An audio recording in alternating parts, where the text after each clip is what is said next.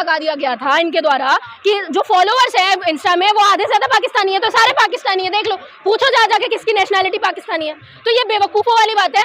अगर आपने हम लोगों को कॉकरोच, कीड़े मकोड़े समझा हुआ है, तो इसका मतलब है आपको ये चीज़ नहीं पता कि आने वाला यूथ आपके लिए कितना बड़ा काम करेगा। रेजिग्नेशन देना पड़ेगा, सबसे पहला तो यही है। अगर नहीं देता, इसका मतलब ये चीज़ समझ जाए जनता कि अगर यूथ की बात नहीं मानी जा रही है तो फिर सरकार किसके लिए काम कर रही है, किन लोगों के लिए काम कर रही है? अडानी अंबानी के लिए काम कर रही है? हाँ, सरकार में बैठे हुए लोग हिट लेके घूम भी रहे हैं, तो आइए यहाँ मारिए, कितनों को हिट मारते हैं। कि सरकार को जो जो मांगे यूथ कर रहा है, शांति से मान लेनी चाहिए। अगर नहीं मानते हैं तो सरकार का तख्ता पलट भी हो सकता है आने वाले टाइम में। कोई बहुत बड़ी बात नहीं है। आज कॉकरोच बाहर आए हैं क्योंकि रोजगार की समस्या है। नीट का पेपर देखो, कितने बच्चों ने सुसाइड कर लिया है, कितने बच्चे अभी जो भी बच्चे सब टूट चुके हैं। एक तो पेपर इतना हार्ड था, उसके बाद बच्चों ने इतनी मेहनत करी, उसके बाद पेपर पहले ही बिक चुका था और ये तो मुद्दा पकड़ में आ चुका है। और हो सकता है ऐसे कई मुद्दे होंगे जो पकड़ में नहीं आ रहे।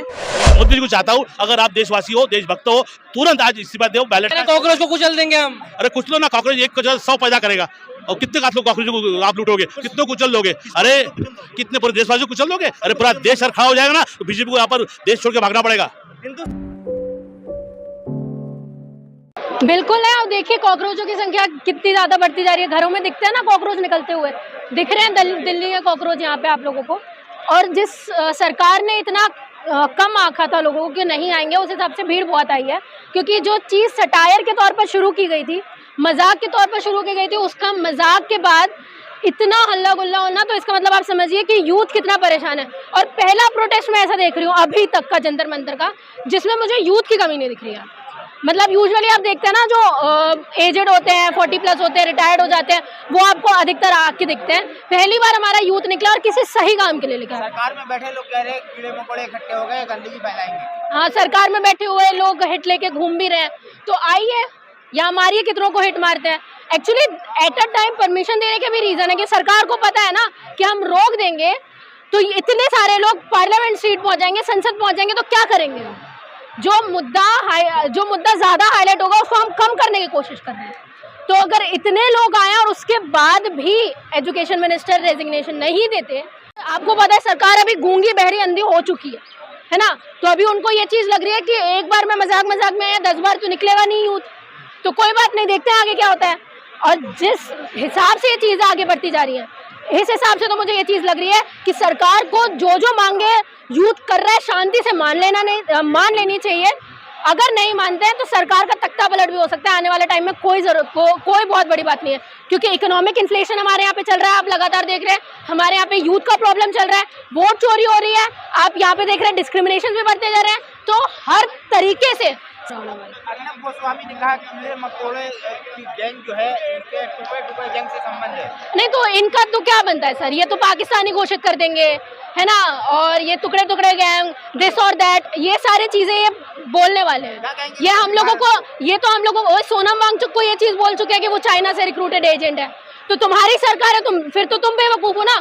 अगर बाहर के एजेंट्स इंडिया में आ रहे हैं और आप कुछ नहीं कर पा रहे, ये आपका फेलियर दिखाता है।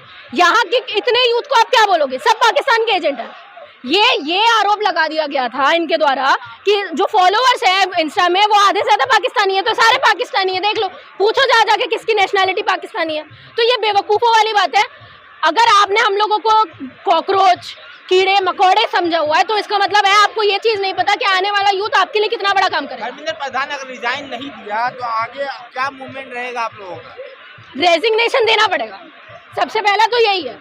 अगर नहीं देता, इसका मतलब ये चीज़ समझ जाए जनता कि अगर यूथ की बात नहीं मानी जा रही है तो फिर सरकार किसके लिए काम कर रही है, किन लोगों के लिए काम कर रही है? अडानी अंबानी के लिए काम कर रही है, सिर्फ उन्हीं के लिए काम कर रही है ना। इसका मतलब सरकार अगर यूथ की नहीं मान रही है सरकार, तो मतलब अडानी अंबानी बड़े बड़े बिजनेसमैन का उनके लिए काम कर रही है। अगर जनता ने रिक्रूट किया है, यूथ ने आप लोगों को वोट दिया, तो इनके लिए काम नहीं करोगे तो किसके लिए करोगे? तो देश के लिए काम कर रहा है। तो देश कौन है? देश कौन है? ये देश नहीं है। ये लोग आपको देश नहीं दिख रहे। देश में कौन आता है? देश में मोदी जी आते हैं, देश में अमित शाह जी आते हैं बस। अच्छा, तो मोदी जी देश बना लिया आपने। मतलब ये लोग पागल हैं, यहाँ पे निकले हुए हैं। हमारे वोट की वैल्यू नहीं है, हमारे ग्राउंड में उतरने की वैल्यू नहीं है, हमारे प्रोटेस्ट करने की कोई वैल्यू नहीं है। तो इसका मतलब हम लोगों को ऐसे लोगों को नहीं बिठाना चाहिए।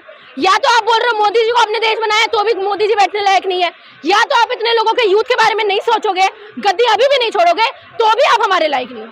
तो अल्टरनेटिव ये है मान लो जो यूथ बोल रहा है गद्दी बचानी है, बैठना है, यूथ के लिए भले का काम करना है, अभी तक खराब किया आगे सही करनी है, तो यूथ की बात मानो, नहीं करनी है तो गद्दी छोड़ने के लिए तैयार हो। कह रहे हैं हम वायुसेना की मदद से पेपर कराएंगे, मोदी जी खुद निगरानी करेंगे, और क्या मोदी जी तो परीक्षा पर चर्चा भी कर रहे थे, मोदी जी तो परीक्षा पर चर्चा भी कर रहे थे ना, तो क्या हुआ, पेपर लीक ही हुए ना।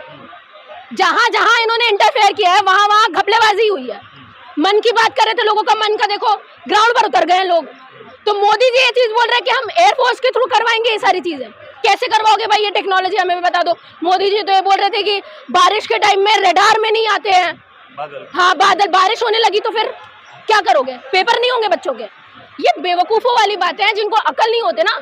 अब यही है ना जिनके क्वालिफिकेशन की हमको जानकारी नहीं है। जो यूथ यहाँ पे निकला हुआ है, इतना पढ़ा लिखा है, उसको ये नहीं पता कि हमारे ऊपर सुपीरियर जो बैठा है उसके पास में क्वालिफिकेशन क्या है, वो यही बात करेंगे। वो गैस निकालने की बात करेंगे नाली से, वो ऐसे ही बात कर सकते हैं। मैडम आप भी कॉकरोच है? बिल्कुल है, देखो ना, मैं भी कॉकरोच हूँ, ये यूथ भी कॉकरोच है, सब लोग कॉकरोच हो गए हैं और वो हिट बन के घूम रहे हैं। इसलिए वो इतने हिट हैं कि गद्दी छोड़ नहीं रहे अपनी। अब वहाँ कुछ दीमक भी ऐसे ही कह रहे हैं जो सरकार में बैठे हुए हैं, जो डेमोक्रेसी की हत्या कर रहे हैं, बिल्कुल है ना। लोकतंत्र की हत्या सिर्फ एक तरफ से नहीं हो रही है सर, वो मीडिया भी कर रही है। आप देखो ना, कितने आपको नेशनल मीडिया वाले दिख रहे हैं। आज तक तो ग्राउंड में जा के कवरेज कर रहा होता है, कहाँ है अभी, कहाँ है बताओ ना। नहीं तो आज तक कहाँ रहता है इतने दिन तक। जंतर मंतर में पहली बार तो नहीं आई हूँ मैं, आप भी मुझे देख रहे हो, इतने प्रोटेस्ट से मैं आ रही हूँ। आज क्यों ऐसा हो रहा है, क्योंकि ये हड्डी बनी है गले की, ये यूथ हड्डी बना हुआ है गले की, कि ना जो उगल सकते हैं ना निगल सकते हैं, ये इस तरीके से फंस गया है। तो अब मोदी जी बोल रहे हैं हर चीज में शांत रहो, जैसे मैं ट्रम्प के मामले में शांत रह जाता हूँ ना, जैसे मैं नॉर्वे में जाके जर्नलिस्ट के आगे में शांत रह जाता हूँ, इसमें भी शांत रहता हूँ। थोड़े दिन का है, थोड़े दिन का गुस्सा है, निकल जाएगा। शांत नहीं मैम, मेलोडी खिला के शांत कराते हैं। तो वो अब मैं क्या बोलूँ ऐसे लोगों को। और यहाँ की मीडिया भी देखो, आज तक में अंजना ओम कश्यप जाके ये चीज बोल रही होती है, मेलोडी इतनी चॉकलेटी क्यों है, ये आज तक है। हाँ, जो ये ग्राउंड रिपोर्टिंग कर रहे हो आप, और कितने लोग दिखाएंगे आप मुझे बताओ। क्या आज तक भी इतनी क्लिप्स दिखाने वाले हैं? आप मुझे लिख के दो, नहीं दिखाएंगे। मैडम गवर्नमेंट के अलावा मीडिया पे भी आप लोगों का कुछ आक्रोश है? बिल्कुल है, डेमोक्रेसी का फोर्थ पिलर, जिसको निष्पक्ष होना चाहिए, जिसके ऊपर किसी चीज का रिस्ट्रिक्शन नहीं होना चाहिए, जो सरकार से सवाल करने के लिए। ये आप भूल जाइए कि वो ऑपोजिशन से सवाल करने के लिए, बिल्कुल नहीं। मीडिया को ये चीज बोली जाती है कि वो ऑपोजिशन ही है, सरकार के ऊपर सवाल किए जाते हैं। सेम मीडिया जब कांग्रेस की सरकार थी तो बहुत भर के गालियां दे रही होती थी, बहुत भर के सवाल कर रही होती थी, है ना। आप ट्वीट उठा के देखोगे, पुराने ट्वीट उनके फेमस हो रहे हैं, अब क्यों नहीं कर रही है वो चीज। नॉर्वे में जाके प्रधानमंत्री हमारे शांत हो जाते हैं, तो ये मीडिया जर्नलिस्ट को सपोर्ट करने की बजाय अपने प्रधानमंत्री को सपोर्ट कर रही है। अगर प्रधानमंत्री जी वहां पे जाके बोल देते, अपना पक्ष रख देते, आप समझिए एक चीज, ट्रम्प चाहे कैसे भी हो, वो मीडिया के सामने, प्रेस के सामने आके जवाब तो देते हैं। हमारे यहाँ अकाउंटेबिलिटी ही नहीं है, हमारे यहाँ कोई जवाब ही नहीं देना चाहता। जो हो रहा है शांति से होने दो, हमें कोई मतलब नहीं है। तो सरकार पिस रही है हम लोगों को, और हमारे लोग पिस रहे हैं। आप देखो, में बैठे लोग कह रहे हैं कि फालतू के सवाल करते हैं, क्या जवाब? क्या इस्तेमाल करते हैं? बेकार के सवाल करते हैं, क्या जवाब? ये बेकार के सवाल है।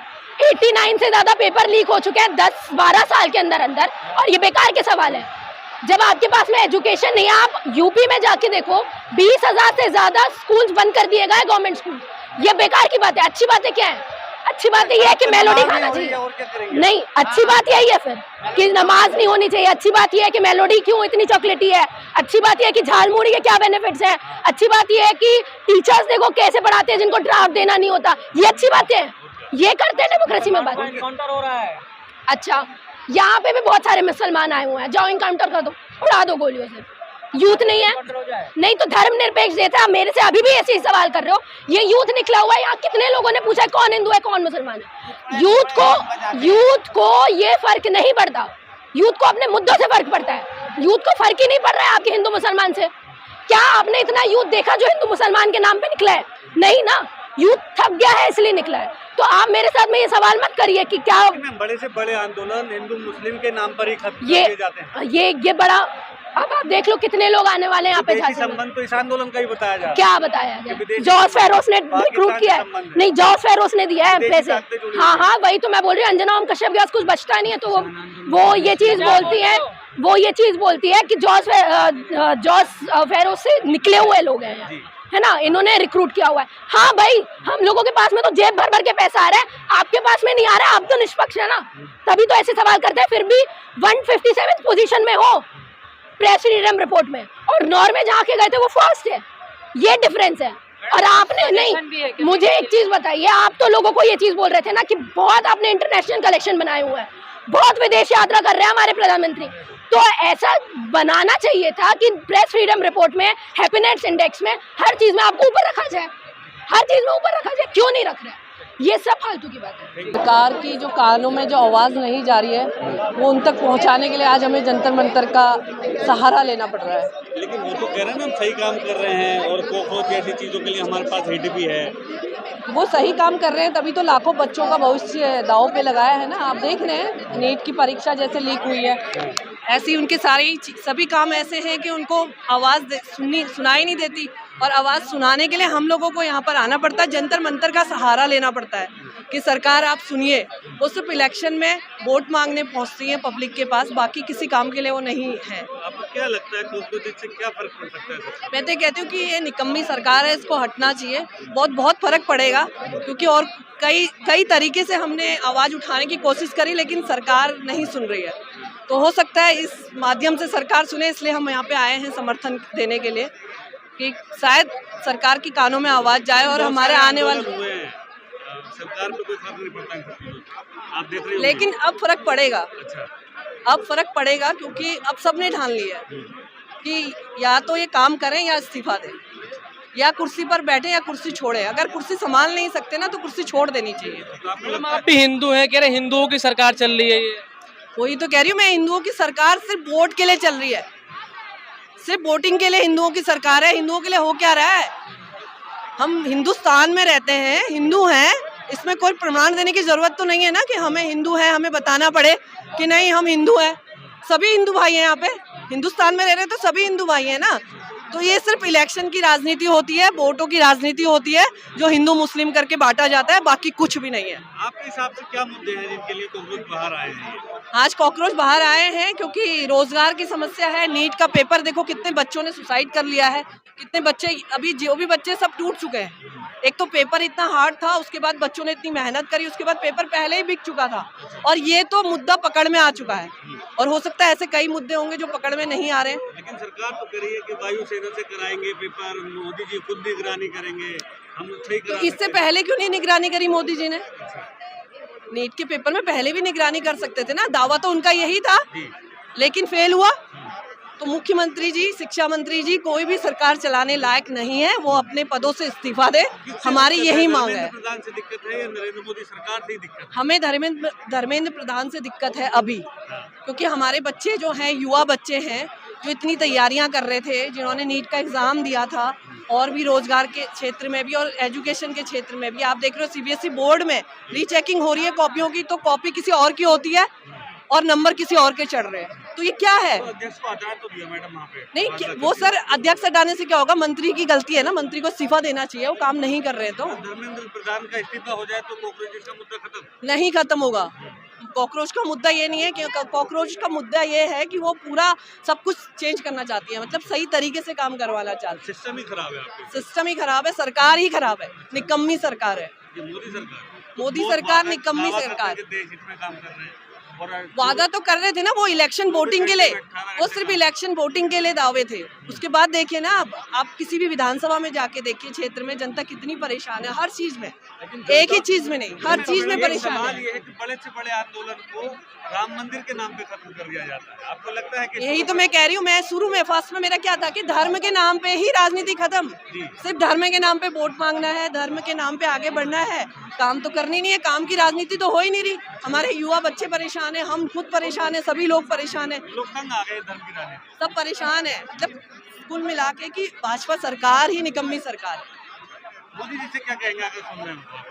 मोदी जी से यही कहूँगी कि धर्म के नाम पे ना करें, काम के नाम की राजनीति करें, अच्छी राजनीति करें, अच्छे लोग आगे आए, अच्छे लोगों को आप बिठाएं राजनीति में, अच्छे काम होने चाहिए। तुम्हें उन्हें पता है, थाली बजाने से कोरोना नहीं गया था, ऐसे ही अभी सोना नहीं खरीदने से हम अमीर नहीं बन जाएंगे, या हमारी स्थिति सही नहीं हो जाएगी हिंदुस्तान की। लेकिन जनता तो मान रही है ना, तभी तो सोना खरीदने जैसे मुद्दे पे कोई बाहर नहीं निकला। सर, सोने का रेट ही इतना बढ़ गया है, कहाँ से सोना खरीदेंगे? आप और हम सोना खरीद सकते हैं? आप और हम सोना खरीद सकते हैं? आम जनता सोना खरीद सकती है? आप ये देखिए ना, अब मोदी जी ने बोला तो उनके अंधभक्त नहीं खरीद रहे, 1 साल सहने के लिए कह रहे हैं, 1 साल पेट्रोल डीजल सहने के लिए कह रहे हैं। और 1 साल सहने के बाद क्या सब नॉर्मल आ जाएगा? आपको सरकार चलानी ही नहीं आती है, सीधे मुद्दे पे आइए ना। आप बोलिए कि हमारे बस का नहीं है सरकार चलाना, हम इस्तीफा दे रहे हैं। धर्म की राजनीति मत करिए, हम भाई बहनों को मत बांटिए धर्म की राजनीति में। हमारा हिंदुस्तान है, हिंदुस्तान को हिंदुस्तान रहने दीजिए। नौकरियां मुद्दा बाजू में, गरीबी का मुद्दा बाजू में, शिक्षा का मुद्दा बाजू में, फिर हिंदू मुस्लिम करो तो हिंदू मुस्लिम करे, उस लोग फंस जाते हैं अंधगवार वक्त, मतदान कर देते हैं, कोई मतदान करता है, कोई मतदान चोरी करता है, ये उसका मसला है। इनके लिए भी कहा जा रहा है कि कांग्रेस का विदेशी संबंध है। क्या कि मुझे समझो, जो लड़का यहाँ से पढ़ने बाहर गया, उसको पढ़ने के लिए इतना बड़ा वीजा निकालना पड़ा, वो विदेशी कैसा हो सकता है? वो गलत होते हैं, गलत प्रचार कर रहे हैं। इनके पास दूसरे मुद्दे नहीं है कि विदेशी होता है, क्यों बाहर बम्बई में क्यों आता वापस? उसका यहाँ का सिटीजनशिप है, यहाँ रहेगा ना। लोगों ने देशवासी को देखा, उसने जब पेपर लीक हो रहे हैं और पेपर लीक होने के बाद में ये लोग कुछ अकाउंटेबिलिटी लेते नहीं, तो उसका माथा गुम हो गया। वो भी एक कार्यकर्ता समाज का, देश का हित का है, देशवासी देशभक्त है, इसलिए उसको ये करना पड़ा है। लेकिन बीजेपी कह रही है हमारे पास हिट भी है कांग्रेस। अरे हिट विट कैसे? बहुत हिट हम बनाते, हिट बनाना हमारा आदमी है, हिट भी हमारे कंपनी हमारा बनाते। हम ऐसी हिट बना देंगे कि बीजेपी हिट हो जाएंगी, फिट हो जाएंगी, फिट हो जाएगा, फिट। ध्रुव राठी भी सपोर्ट कर रहे हैं सीजेपी को, क्या देना? क्या बोल रहे हैं? ध्रुव राठी सपोर्ट कर रहे हैं सीजेपी। ध्रुव राठी, अरे वो भी एक जवान बच्चा, उसको भी आज बाहर जाना पड़ा, अगर नौकरी नहीं मिला, नौकरी मिली तो क्यों बाहर जाता, क्यों अमेरिका में यूपी में रहता था वो बेचारा। मतलब उन्होंने बताया था कि शादी की वजह से, अपनी वाइफ की वजह जो भी वो पर्सनल में बोलूंगा, लेकिन उसके भी ऊपर अत्याचार नहीं हुआ, इसलिए उसने बाहर जाके नौकरी पाया और वहां से देशवासियों को जागरूक करने का काम कर रहा है, उसका मैं सल्यूट करता हूँ। मोदी जी को क्या कहेंगे आपको सुन? मैं चाहता हूँ कि मोदी जी ने ये जो नहीं मोदी जी को नहीं, मैं मोदी जी को इस्तीफा देना चाहता हूँ और अमित शाह को इस्तीफा देना चाहता हूँ, क्योंकि ये दोनों देश के अंदर देश चला रहे हैं और देश के अंदर इनकी वजह से ये हालात देश की खराब हो चुके हैं। मैं मोदी जी को चाहता हूँ, अगर आप देशवासी हो, देशभक्त हो, तुरंत आज इस्तीफा दो, बैलेट से चुनाव लो, ईवीएम से इस्तीफा, ईवीएम हटाओ। मोदी जी तो कल कह रहे थे निराशावादी लोग हैं, आप लोगों को कह रहे थे निराशावादी इस लोग कांग्रेस वाले इतने लोग रास्ते पे आए ना, कांग्रेस निराशावादी लोग है क्या? निराशावादी होते तो आज कांग्रेस रास्ते पे नहीं आते, और आज निराशावादी लोग देश चला रहे हैं। ये क्या चला रहे हैं? ये कुर्सी करके अपनी गर्म करके बैठे हुए, ये अपनी कुर्सी अपने पास पेपर पैसा जमा रहे। पहले 5-6 ऑफिस थे बीजेपी के, आज 20-25 ऑफिस हो गए। एक ऑफिस की कीमत 50-60 करोड़ लाख का है, कहाँ से है? अरे आपके इन सब सवालों का जवाब तो कहते हैं ना, हमने राम मंदिर बनाया है। तो राम मंदिर बनाने का, राम मंदिर किसका फायदा हुआ? गरीबों का फायदा हुआ। गरीब का कोई नौकरी कर रहा है, सब राम मंदिर कॉन्ट्रैक्ट उठा के गुजरात वाले को दे दिया। बाकी राम मंदिर हमारा भी राम है, लेकिन राम ने ये नहीं कहा था कि मेरे पे पैसा कमाओ, प्रॉपर्टी बनाओ और उसके ऊपर अपना जब बनाओ। आज देश के अंदर मंदिरों का इनकम है 80 लाख हजार करोड़। मंदिरों का इनकम कितना है? 80 लाख हजार करोड़ है, 80 लाख करोड़ है। और भारत का जो इनकम है 12 लाख हजार करोड़, 55 हजार करोड़ है इसमें, और उसमें कितना फर्क है? तो 80 लाख करोड़ का खर्चा मंदिरों का उत्पन्न है, और इंडिया का उत्पन्न 12 लाख 13 लाख करोड़। एक मिनट लेकर के आए हैं, लेकिन बाहर काला लाल हिट लेकर के भी लोग आए तो आंदो ना, हिट को क्या, संविधान को तो हिट मार सकता है? हिट को हम मार देंगे, संविधान ने हिट बनाया तो हिट को हम मार देंगे, उसमें क्या बड़ी बात? क्या मनसा है इसके पीछे हिट मारने की? अरे वो अंधभक्त आते हैं, कम गवार लोग आते हैं, उनके अंदर घुसा देते, पाखंडवाद, दांतवाद, पातवाद, उसको घुसा देते। ऐसे लोग आएंगे 2-4 टका, कांग्रेस को कुचल देंगे हम। अरे कुछ लो ना, कांग्रेस एक को 100 पैदा करेगा, और कितने आप लोग कांग्रेस को आप लूटोगे, कितने कुचल लोगे? अरे कितने पूरे देशवासियों को कुचल लोगे? अरे पूरा देश खड़ा हो जाएगा ना, तो बीजेपी को यहाँ पर देश छोड़ के भागना पड़ेगा। हिंदुस्तानी पाकिस्तानी किया जा रहा है यहाँ पे भी। कोई नहीं, हिंदू भी हमारे, पाकिस्तान वाले भी हमारे यहाँ पर है, हम भाई भाई है, सिख हिंदू मुस्लिम सिख ईसाई भाई भाई है। तो क्या कह रहे हैं सर, पाकिस्तान वाले यहाँ कैसे आ जाएंगे? कैसे क्यों आएंगे? यहाँ के देशवासी पहले जो देश में तो हिंदुस्तानी है, और जो देश के बाहर वो पाकिस्तानी, वो वहाँ क्यों आएंगे? जब देंगे वो भी आ जाएंगे, वीजा दो उनको बोल के। ये खुद कीड़े मकोड़े देश का खून चूस रहे, खत्म की जाते हैं इन लोग। अर्नब गोस्वामी कह रहे हैं कीड़े मकोड़े गंदगी फैलाएंगे, इसके अलावा कुछ नहीं करेंगे। अरे तुमने देश के अंदर गंदगी तुमने फैलाया, देश के अंदर की आजादी के बाद तुमने देशवासियों को बेरोजगारी में और महंगाई में ढकेल दिया। आप जिम्मेदार लोग, आपको इस्तीफा देना चाहिए। जो कहना वो क्या अर्नब गोस्वामी को बोलो, मतलब पत्रकारी छोड़ दे, चाटू की ज्यादा कर। हाँ जो भी है वो, अगर इस्तीफे नहीं देंगे तो अगला कदम क्या होगा? अरे अगला सरकारें बनाएंगे हम, नई सरकारें आएंगी और बाकी लड़ेंगे क्यों नहीं भाई? अभी तो हमारी पार्टी भी तो जन आंदोलन में हुई है, अभी पार्टी का नाम हुआ है, जन आंदोलन हुआ है। जन आंदोलन होने के बाद में पार्टी बनेगी, गांव में, शहरों में, खेड़ों में जाके हम बूथ बनाएंगे, मेंबर तैयार करेंगे और जीत जाएंगे। 534 लोगों में खड़ा करेंगे हमें। वो तो कह रहे हैं हवा में है, बस सोशल मीडिया पे लोग। हवा में तो तुम्हारे से ज्यादा क्यों नहीं लोग? फिर तुम्हारे पास कितना हमारा फॉलोअर है, इनका फॉलोअर ज्यादा क्यों है? और आज हवा में तो इतने लोग यहाँ पर आते थे क्या? अल्लाह को, अरे ये पागल लोग हैं सब बोलने वाले, इनका दिमाग पाकिस्तान जाके पाकिस्तानी हो गया है। ये पागल लोग बोल रहे हैं, इनके पास दूसरा कुछ मुद्दा नहीं है, बर्बाद करने का, नाम बदनाम करने का इनके पास यही फंडा है, दूसरा कुछ फंडा नहीं है। कांग्रेस का देश की सुरक्षा मिले, देश का आर्थिक स्थिति कमजोर हुई तो उसको मजबूत करे, शिक्षा का स्वास्थ्य का स्तर बढ़े, ये पेपर लीक ना होए और अच्छे ईमानदार लोग सरकार में आए। तो बाकी पार्टियां भी कहती है, तो बाकी पार्टियों से अलग कैसे पार्टी है? अलग नहीं, इसके अंदर जनरेशन है, यहाँ पर 90% लोग